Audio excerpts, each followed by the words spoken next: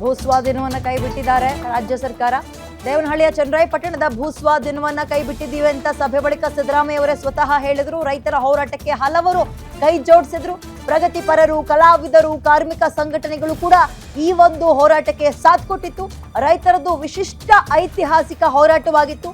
ಸಾಧಕ ಬಾಧಕಗಳ ಬಗ್ಗೆ ಚರ್ಚೆ ಮಾಡಿ ತೀರ್ಮಾನವನ್ನ ತಗೊಂಡಿದ್ದೀವಿ. ಸುಮಾರು 1777 ಎಕರೆ ಭೂಸ್ವಾಧೀನಕ್ಕೆ ಅಂತಿಮ ಅಧಿಸೂಚನೆ ಕೂಡ ಆಗಿತ್ತು. ಈಗ ಭೂಸ್ವಾಧೀನವಾದ ನೋಟಿಫಿಕೇಶನ್ ಕೈ ಬಿಟ್ಟಿದ್ದೀವಿ ಅಂತ ಸಭೆ ಬಳಿಕ ಸಿಎಂ ಸಿದ್ದರಾಮಯ್ಯ ಅವರು ಹೇಳಿಕೆಯನ್ನ ಕೊಟ್ಟಿದ್ದಾರೆ. ಇದು ಕೇವಲ ರೈತರ ಹೋರಾಟ ಆಗಿರಲಿಲ್ಲ. ಪ್ರಗತಿಪರರು, ಚಿಂತಕರೆಲ್ಲರೂ ಕೂಡ, ಅದರಲ್ಲಿ ಪ್ರಕಾಶ್ ರೈ ಅವರು ಸೇರಿದಂತೆ ಈ ಹೋರಾಟಕ್ಕೆ ಕೈ ಜೋಡಿಸಿದ್ರು. ಫೈನಲಿ ಅವರ ಹೋರಾಟಕ್ಕೆ ಜಯ ಸಿಕ್ಕಿದೆ. 10 ದಿನಗಳ ಕಾಲಾವಕಾಶವನ್ನ ಸರ್ಕಾರ ತಗೊಂಡಿತ್ತು. ಯೋಚನೆ ಮಾಡೋಣ, ಸಭೆ ಮಾಡ್ತೀವಿ ಅಂತ.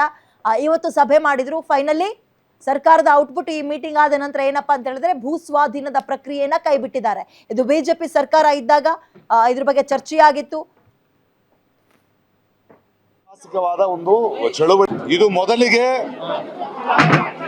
3 ವರ್ಷಗಳ ಕಾಲ ಸತತವಾಗಿ ಪ್ರತಿಭಟನೆ ಮಾಡಿದ ನನ್ನ ಮಣ್ಣನ್ನು ನನ್ನ ಭೂಮಿಯನ್ನು ಮಾರಲು ಅನ್ನೋ ರೈತರ ಹೋರಾಟದ ಜಯ ಇದು. ಮೊದಲು ರೈತರ ಜಯ. ಈ 3 ವರ್ಷಗಳಿಂದ ಅವರ ಜೊತೆ ನಿಂತ ಎಲ್ಲಾ ಸಂಯುಕ್ತ ಹೋರಾಟದ ಜಯ ಇದು. ಮತ್ತು ಯಾವ ಕಲಾವಿದರು, ಯಾವೊಬ್ಬ ನಾಗರಿಕರು ಬಂದು ಈ ಹೋರಾಟದ ಮುಂದೆ ನಿಂತ್ಕೊಂಡ್ರೋ ಇದರ ಜಯ ಇದು.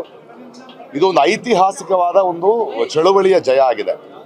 ಇದಕ್ಕೆ ನಾವು ಸರ್ಕಾರಕ್ಕೆ, ಮುಖ್ಯಮಂತ್ರಿ ಸಿದ್ದರಾಮಯ್ಯ ಅವರಿಗೆ ನಮ್ಮ ನಂಬಿಕೆಯನ್ನು ಅವರು ಹುಸಿ ಮಾಡಲಿಲ್ಲ. ಎಲ್ಲರ ಜೊತೆ ಕೂತ್ಕೊಂಡು ಒಂದು ಒಳ್ಳೆ ನಿರ್ಧಾರ ತಗೊಂಡಿದ್ದಾರೆ. ಭೂಮಿಯನ್ನು ನಂಬಿರುವ, ಭೂಮಿಯನ್ನು ಪ್ರೀತಿಸುವ ಜನರು ನೆಮ್ಮದಿಯಾಗಿ ಅವರು ಆ ಭೂಮಿ ಜೊತೆ ಇರ್ಬೋದು ಅನ್ನೋ ನಿರ್ಧಾರ ಆಗಿದೆ. ಮಿಕ್ಕಿದ್ದನ್ನ ನಾವಲ್ಲಿ ಗಾಂಧಿ ಭವನದಲ್ಲಿ ಮಾತಾಡ್ತೀವಿ. ದೇವನಹಳ್ಳಿಯ ಹೋರಾಟ ದೇವನಹಳ್ಳಿಗೆ ಶುರುವಾಗಿದೆ. ಮೊದಲ ಚಳುವಳಿಯಲ್ಲಿ ಈಗ ಜಯವಾಗಿದೆ. ಮುಂದಿನ ಚಳುವಳಿಗಳ ಬಗ್ಗೆ ಆಮೇಲೆ ಮಾತಾಡೋಣ. ಇದು ಮೊದಲಿಗೆ 3 ವರ್ಷಗಳ ಕಾಲ ಸತತವಾಗಿ ಪ್ರತಿಭಟನೆ ಮಾಡಿದ ನನ್ನ ಮಣ್ಣನ್ನು ನನ್ನ ಭೂಮಿಯನ್ನು ಮಾರಲು ಅನ್ನೋ ರೈತರ ಹೋರಾಟದ ಜಯ ಇದು. ಮೊದಲು ರೈತರ ಜಯ. ಈ 3 ವರ್ಷಗಳಿಂದ ಅವರ ಜೊತೆ ನಿಂತ ಎಲ್ಲಾ ಸಂಯುಕ್ತ ಹೋರಾಟದ ಜಯ ಇದು. ಮತ್ತು ಯಾವ ಕಲಾವಿದರು, ಯಾವೊಬ್ಬ ನಾಗರಿಕರು ಬಂದು ಈ ಹೋರಾಟದ ಮುಂದೆ ನಿಂತ್ಕೊಂಡ್ರೋ ಇದರ ಜಯ ಇದು. ಇದು ಒಂದು ಐತಿಹಾಸಿಕವಾದ ಒಂದು ಚಳುವಳಿಯ ಜಯ ಆಗಿದೆ. ಇದಕ್ಕೆ ನಾವು ಸರ್ಕಾರಕ್ಕೆ, ಮುಖ್ಯಮಂತ್ರಿ ಸಿದ್ದರಾಮಯ್ಯ ದೇವನಹಳ್ಳಿ ರೈತರ ಹೋರಾಟಕ್ಕೆ ಜಯ ಸಿಕ್ಕಿದೆ. ನಿರಂತರ ಹೋರಾಟ 3 ವರ್ಷಗಳಿಂದ ಸತತವಾಗಿ ಸರ್ಕಾರ ಬಹಳ ಉತ್ತಮವಾದಂತಹ ನಿರ್ಧಾರವನ್ನ ಕೈಗೊಂಡಿದೆ. ಸರ್ಕಾರದ ಈ ಒಂದು ನಿರ್ಧಾರವನ್ನ ನಾವು ವೆಲ್ಕಮ್ ಮಾಡಿದೀವಿ.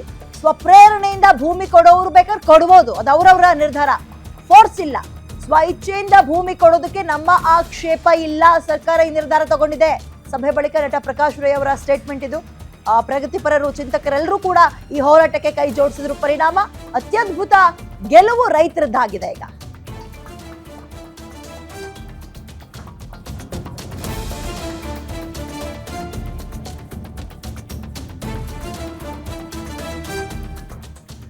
ಮೋರ್ ಡೀಟೇಲ್ಸ್ ನನ್ನ ಕಲಿಗೆ ವೀರೇಶ್ ನೀಡ್ತಾರೆ. ವೀರೇಶ್, ಸತತ 3 ವರ್ಷಗಳ ಹೋರಾಟ, ನಿರಂತರ ಹೋರಾಟದ ಬಳಿಕ ಒಂದ್ ರೀತಿ ಗೆಲುವು ಸಿಕ್ಕಿದೆ. ನಿರೀಕ್ಷೆ ಅಂತೆ, ಅದು ಕೂಡ ಡೀಟೇಲ್ಸ್ ಕೊಡೋದಾದ್ರೆ. ಈಗ ದೇವನಹಳ್ಳಿ ತಾಲೂಕಿನ ಚನ್ನರಾಯಪಟ್ಟಣ ಹೋಬಳಿಯ 13 ಗ್ರಾಮಗಳ ರೈತರ ಹೋರಾಟಕ್ಕೆ ಇವತ್ತು ಜಯ ಸಂದಿದೆ ಅಂತ ಹೇಳ್ಬೋದು. ಇದು ರೈತರ ಹೋರಾಟಕ್ಕೆ ಚಿಕ್ಕ ಪ್ರತಿಫಲ ಮತ್ತು ಸರ್ಕಾರ ರೈತರ ಹೋರಾಟಕ್ಕೆ ಮಣಿದು ಈಗಾಗಲೇ ಅಂತಿಮವಾಗಿ ಹೊರಡಿಸಲಾಗಿದ್ದಂತ ಅಧಿಸೂಚನೆಯನ್ನು ಸಹ ರದ್ದು ಮಾಡಲಿಕ್ಕೆ ಸರ್ಕಾರ ತೀರ್ಮಾನವನ್ನು ತೆಗೆದುಕೊಂಡಿರುವಂತದ್ದು.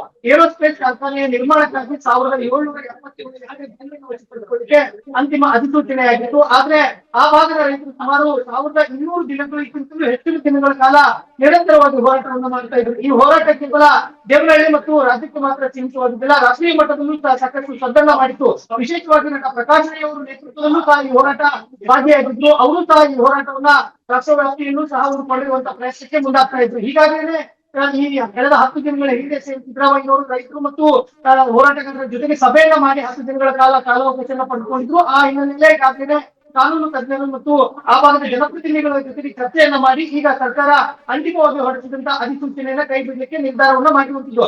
ಅದರ ಜೊತೆಗೆ ಆ ಭಾಗದಲ್ಲಿ ಇರ್ತಕ್ಕಂಥ ರೈತರು ಏನಿದ್ದಾರೆ, ಈ ಹೋರಾಟದಲ್ಲಿ ಭಾಗಿಯಾಗಿದ್ದಂತ ಕೆಲ ರೈತರು ಸಹ ನಾವು ಸ್ವಯಂ ಪ್ರೇರಿತವಾಗಿ ಭೂಮಿಯನ್ನ ಕೊಡಲಿಕ್ಕೆ ಮುಂದಾಗ್ತಾ ಇರುವಂತದ್ದು. ಸುಮಾರು 500 ಎಕರೆಯಷ್ಟು ಭೂಮಿಯನ್ನ ಕೊಡಲಿಕ್ಕೆ ಮುಂದಾಗ್ತಾ ಇರುವ ಹಿನ್ನೆಲೆಯಲ್ಲಿ ಸ್ವಯಂ ಪ್ರೇರಿತವಾಗಿ ಯಾರಾದ್ರೂ ಭೂಮಿಯನ್ನು ಕೊಡೋದಾದ್ರೆ ಕೊಡಬಹುದು, ಅದಕ್ಕೆ ನಾವು ಉತ್ತಮವಾದಂತ ಬೆಲೆಯನ್ನು ಸಹ ಕೊಡ್ತೀವಿ.